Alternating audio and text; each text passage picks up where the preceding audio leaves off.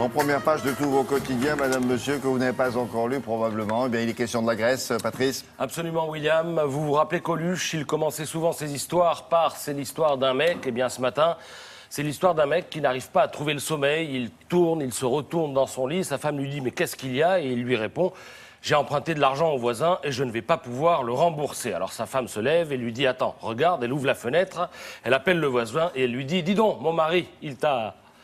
emprunter de l'argent, il t'en doit et il ne te le rendra pas. » Elle referme la fenêtre, elle dit à son mari « c'est bon, maintenant tu peux dormir ».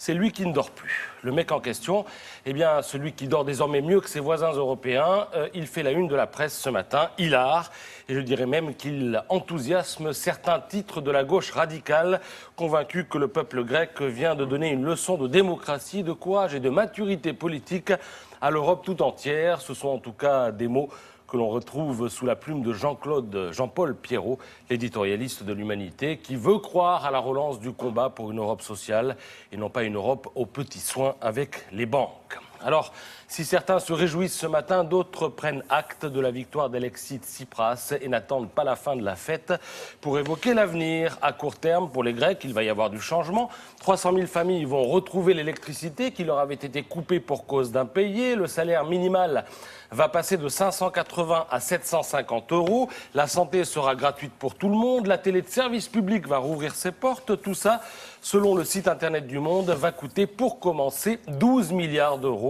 12 milliards dont chacun aura bien compris qu'ils ne seront pas consacrés au remboursement de la dette. Alors, comme l'écrit Marc Semo dans Libération, l'Europe est maintenant à l'heure d'un compromis fondé sur un nouveau rééchelonnement de la dette grecque et un moratoire sur les intérêts. La voie de ce compromis est étroite, et oui, elle est tellement étroite que certains se demandent même s'ils reverront leur argent, car celui que l'opinion appelle la bête noire de Berlin et de Bruxelles a clairement annoncé la couleur durant sa campagne. Les efforts démesurés, l'humiliation de l'austérité, c'est fini.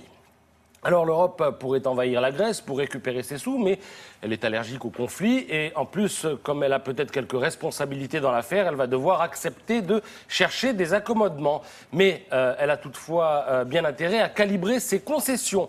Peut-on lire ce matin dans le Figaro, car s'il suffisait de voter contre le système pour qu'il revienne aux Allemands, aux Français et à quelques autres de rembourser leurs dettes à leur place, cela ouvrirait un boulevard à tous les eurosceptiques, écrit ce matin Philippe Gély dans Le Figaro. Et c'est là qu'on prend soudain conscience que le cas de la Grèce dépasse évidemment la simple Grèce. C'est tout l'édifice communautaire, gorgé d'orthodoxie financière et de certitude à ce propos, qui est menacé, car demain on votera en Allemagne, on votera au Royaume-Uni, on votera en France, où Jean-Luc Mélenchon et Marine Le Pen fustigent aussi l'austérité.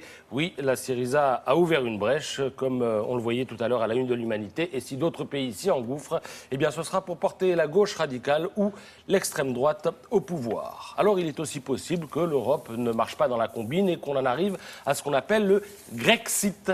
Grèce et exit, contraction des deux mots. La Grèce sortirait de l'euro et de l'Union européenne. Si on en arrive là, ainsi soit-il, écrit ce matin Le Figaro. Oui, vraiment, les mois à venir s'annoncent passionnants. Et ce qui sortira du laboratoire du docteur Tsipras, pour reprendre une formule du Figaro ce matin, sera instructif pour la suite et pour tout le monde. Merci beaucoup. La météo maintenant avec Anaïs Baïd.